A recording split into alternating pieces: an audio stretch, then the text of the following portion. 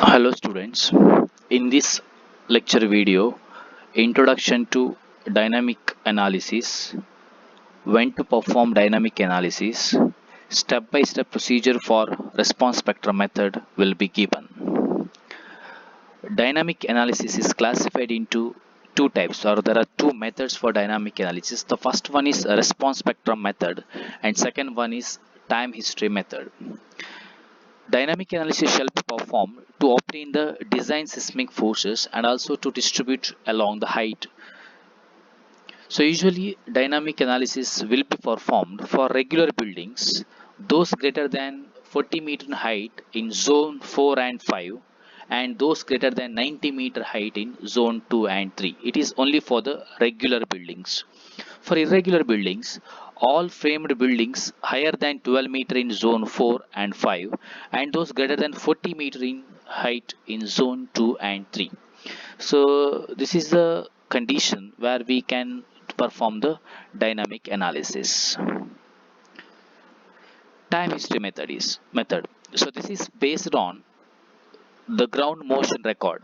So we can give a input data as ground motion as a input data to the structure, and we can get the output, that is the response of a structure for varying time intervals, say for 1 second, 2 second, 3 second we can calculate. So what is the response of a building? So that is the use of time history method. In response spectrum method, this here response can be calculated using design spectrum. So this we are going to see in detail later. So when we are performing dynamic analysis, so the design base shear which is computed from time history method or by response spectrum method, so that is VB, it will be compared with base shear calculated using equivalent static method. So base shear from dynamic analysis is VB, base shear from equivalent static method is VB bar. So if base shear obtained from dynamically VB is less than base shear computed from equivalent static method VB bar, so then all the response quantities such as member force or displacement, story shear, story base reactions, etc., shall be multiplied with the ratio VB bar by VB. So this we have to do at the end. Then free vibration analysis. So free vibration analysis means, so there is no external force which is continuously acting on the system. There may be initial excitation force. After initial excitation, the building will vibrate by its own. For this, we have to calculate the natural periods and mode shapes. Then modes to be considered. The number of modes to be used in the analysis should be such that the sum total of modal mass of all the considered at least 90%, and if modes with natural frequency beyond 33 Hz are to be considered, modal combination shall be carried out only for modes up to 33 Hz. The effect of modes with the natural beyond 33 Hz be included by considering missing mass correction by using some suitable methods. Then model combination can be performed by using two methods, CQC, that is complete quadratic combination, and SRSS, square root of square sum methods. So these methods we're going to see when you're solving the problems. Then step by step procedure for response spectrum method. So the first step is calculation of zone factor. Depending upon the uh, location of the building, we can calculate the zone factor by referring the IS 1893 code book.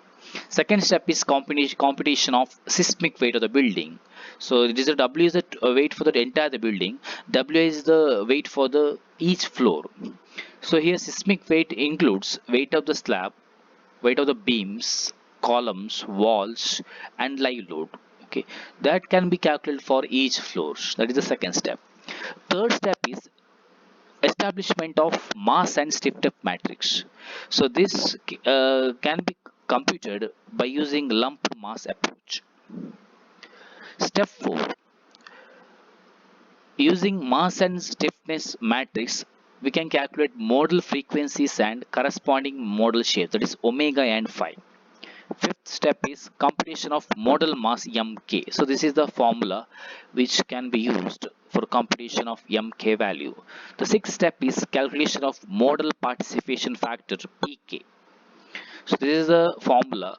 It is also available in the code book for the calculation of pk value. Step 7, computation of design lateral force QIK. So it is AHK into phi IK into PK into WI. W is the seismic weight of each floor. Step 8 is computation of story shears. Step 9 is computation of story shear force due to all the modes. Step 10 is computation of design lateral force, that is F roof for roof and F5 for each floors. So this is how response spectrum method can be performed, or we can calculate design lateral force by using response spectrum with method. The problems will be explained on this method in the next lecture video. Thank you.